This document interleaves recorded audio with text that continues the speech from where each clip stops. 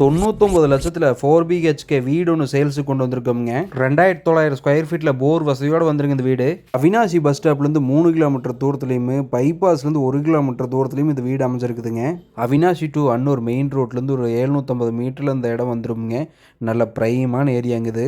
கிழக்கு வடக்கு கார்னர் சைட்டுங்க. இது கிழக்கு மூணாக கட்டியிருக்காங்க. இது ஒரு அருமையான வீடுங்க. முன்னாலேயே நல்ல விசாலமாக பெரிய சைஸில் போர்ட்டிக்கோ கொடுத்துருக்காங்க. உள்ளேயே 35,000 லிட்டர் நிலத்தொட்டி கட்டியிருக்காங்க. வீட்டுக்குள்ளே என்ட்ரானோம்னா 21க்கு 21ங்கிற சைஸில் பெருசாக ஹால் கொடுத்துருக்காங்க. ஹால் ஒட்டியே வடக்கு பார்த்து 5க்கு 5ங்கிற சைஸில் சாமி ரூம் கொடுத்துருக்காங்க.